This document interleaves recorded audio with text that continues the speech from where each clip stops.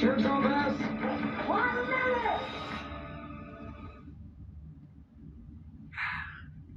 You guys have seen the documentary. We watched it. What'd you think? I think it's the most heart-wrenching experience or documentary I've ever seen. We all knew the story here at this table and had followed Pam Diaz, that's Ajika's mom, AJ, the woman that was killed, her mom's story, and the 4 kids. To see it this way, I would advise everyone to check it out. It's #1 on Netflix. It's had over 16.7 million views, and there's a reason for that. It added faces and names and relationships to what went down there. What we saw from a national news perspective and thought was clarified to an undeniable level.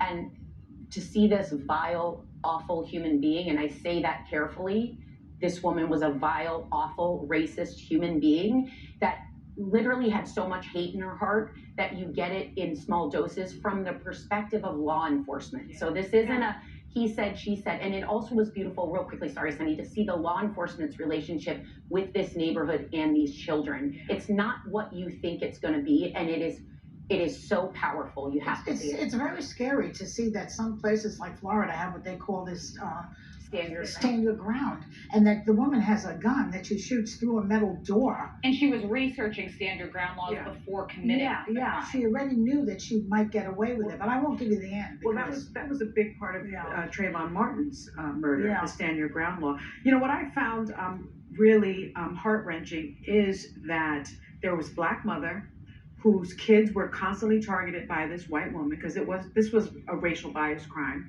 And she went up. Wait, I wanted to ask you something. Do you think that if those kids were white, she wouldn't have been so... It was mixed kids. It was the kids in the neighborhood were all different. Because I found her to be racist. She's racist. She had a particular problem with these Black kids. Yes, and she used the N-word according to the cops. Yes, she did, to the kids. And so for me, what was interesting was this mother, young mother, AJ, went to the door so that she could speak to her neighbor and say, this is my child. He belongs to someone. And get the iPad. He is loved, and get his iPad back. No. And she shot her through the door in front of her son. As a mother of Black children, I know that Black boys are not given the presumption of innocence and the presumption of youth. She's calling the police and saying they're trying to steal her car, and they're 11 years old. They don't know how to drive. And so for me, what was interesting was I have had to be in the position where I have gone to my local police department because I know my son is going to be training for the Junior Olympics, running around the neighborhood in an all-white neighborhood. And I have brought him to the police and said, he belongs to me. This is my son. Do not harass him. Do not stop him. So she was doing what so many Black mothers do, and she was killed for protecting her child. And by the way, it is the best case for police wearing body cam footage because the entire story is pieced back together from the perspective of the police. And we've seen incidences where law enforcement gets this wrong. This was them time and time getting it right. The entire community stood with AJ every time there was a frivolous call made. They said, no, we want kids outside playing. We want them playing, not on TikTok, not out committing crimes or doing whatever. We want them to be kids. And time again, the police gave good advice, sound advice. Go to your mother, tell her. And this woman plotted and committed the crime. I wish it was more than manslaughter, but that is 25 years. It's what they could commit. Well, the other thing I want to say about this, because we have to go, is that we were lucky that the police had on their body cameras. The body cameras. This happens in neighborhoods all over this country, and you don't hear about it. Or you do hear about it, and someone tells you, that's just them complaining. Oh, they're always... That's not it at all. We see that neighborhoods can get along with the police.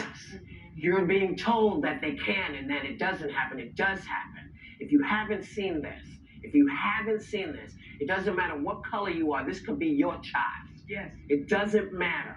You need to see this. And remember, when people are telling you this is what's happening, listen to them. There's a complaint being made that people ignore and think, oh, that's just, how Black people are. They're always... This is beyond Black people. This is into some horrible stuff that we have opened the door to. We'll be right back.